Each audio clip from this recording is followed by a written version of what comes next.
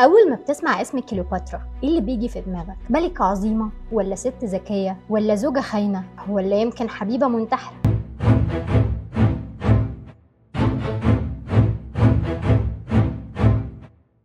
سنة 69 قبل الميلاد اتولدت مجد أبوها. ما أنا نسيت أقول لكم كليوباترا السبعة باباها سماها كليوباترا علشان يبقى اسمها مجد أبوها. بس انتوا تفتكروا كليوباترا كانت فعلا مجد لوالدها ولا كانت خيبة أمل في حياته؟ الحقيقة إن طول حياة كليوباترا أيام ما كان والدها عايش كانت فعلا مجد ليه، وأيام البطالمة كانوا بيتجوزوا من بعضهم علشان خاطر السلالة تفضل نقية. فلما كليوباترا تمت 18 سنة أبوها بطليموس ال 12 جوزها لأخوها بطليموس ال 13. في الوقت ده كان بطليموس أخوها عنده بس 13 سنة، فكليوباترا كانت طبعا الكبيرة وقررت إن هي تنفرد بالحكم لوحدها. ضحكت عليه، ما هو لسه عيل صغير عنده 13 سنة. دخل بطليموس ال 13 في حرب ضد أخته كليوباترا السبعة اللي هي المفروض إن هي مراته، بس زي ما قلنا بطليموس ما كانش راضي بفكرة الحكم المشترك بينه وبين أخته دي، فبطليموس طردها من اسكندرية. بس طبعا ست في ذكاء كليوباترا عمرها ما هتسكت. في الفترة دي يوليوس قيصر كان داخل على مصر، ومن هنا كليوباترا قررت ان هي تعمل دور الست الجميلة ودخلت على يوليوس قيصر القصر بتاعه. بس طبعا مش بأي خطة كده، ما دخلتش من البيبان عادي، لفت نفسها في سجادة ودخلت لجوه القصر علشان تقدر توصل لأوضته وقلبه. ساعتها يوليوس قيصر قرر انه مش هيتخلى عن كليوباترا وهيدخل معاها الحرب ضد بطليموس ال 13.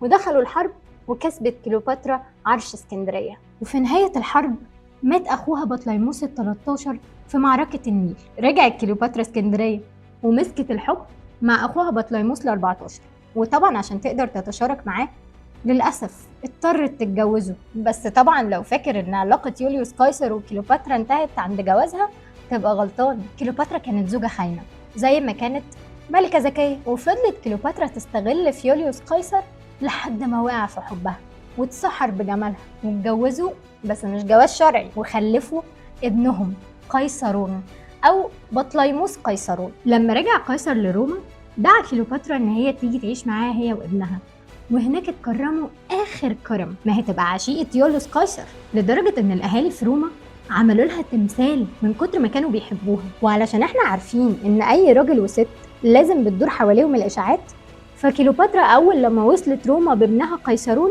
الناس بدأت تتكلم عليها، وكل الناس قالت إن يوليوس قيصر هيتجوز كليوباترا جواز رسمي وهيخلي قيصرون هو الوريث الشرعي للحكم. طبعا الإشاعات دي زودت أعداء يوليوس قيصر. إزاي تخلي ابن عشيقتك يبقى حاكم علينا؟ ده مش ممكن. وفضلت بقى الإشاعات تزيد وتزيد لحد ما الناس صدقت الكذبة، واتقتل قيصر سنة 44 قبل الميلاد. تفتكر الرجالة خلصوا في حياة كليوباترا لحد هنا؟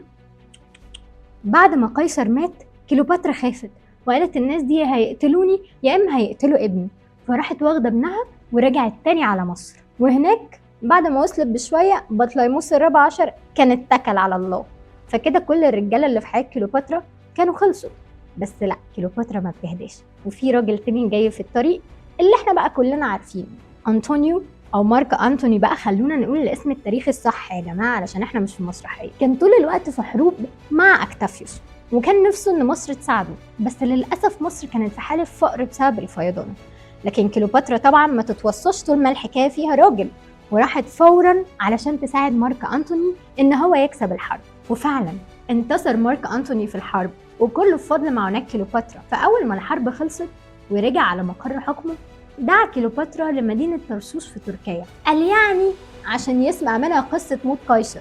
بس طبعا كليوباترا كانت ست دماغها كبيرة وكانت فاهمة أنتوني دعاها ليه، معجب بيها طبعا. وبدل ما تحكي له قصة اغتيال قيصر مارست عليه دور الست الجميلة وبدأت بقى تسحره بجمالها لحد ما وقع أنطونيو هو كمان، لدرجة إنه ساب كل حاجة وراح وراها مصر. لدرجة إنه أول ما وصل هناك نفى أختها أرسنوي وبقت هي الحاكمة الوحيدة على عرش مصر. سنة كاملة مع كليوباترا شهر عسل، الناس كلها تقضيه أسبوع وأسبوعين، بس طبعا مع ملكة زي كليوباترا الموضوع لازم يبقى طول عن كده. بعد ما أنطونيو قضى السنة دي في اسكندرية رجع على روما علشان يتجوز أخت أوكتافيوس ويثبت ولاءه لروما. وسنة 34 قبل الميلاد أعلن أنطونيو إن الوريث الشرعي لحكم روما هو قيصرون ابن يوليوس قيصر وكليوباترا. بعد ما أنطونيو أعلن الكارثة دي كلهم هاجوا عليه وجردوه من كل ألقابه، وبعدها دخل معركة أكتيوم البحرية قصاد أكتافيوس. ومن هنا بقى بدأت مأساة كليوباترا وأنطونيو. لما خسر أنطونيو معركة أكتيوم البحرية والناس قالت له الحق، دي كليوباترا انتحرت لما عرفت ان خسرت المعركة، وانتحر في ساعتها. ولما وصل خبر موته لكليوباترا ما كدبتش خبر هي كمان، وموتت نفسها بالتعبان، ووصت ان هي تدفن جنب حبيبها أنطونيو علشان التاريخ يخلد قصة حبهم، ونقدر ان احنا نشوفها في مسرحيات وفي افلام وفي مسلسلات. ولحد النهاردة بيتم انتاج اعمال فنية لقصة كليوباترا، اللي صحيح كانت زوجة خاينة بس كانت ملكة ذكية، وللأسف كانت حبيبة منتحرة. تفتكروا انتوا بقى في الزمن المادي اللي احنا عايشين فيه ده ممكن حد يحب حد لدرجة ان هو يضحي بروحه علشانه؟ كنت معاكم حبيبة سامح، واستنوني في تويستاية تاريخية جديدة.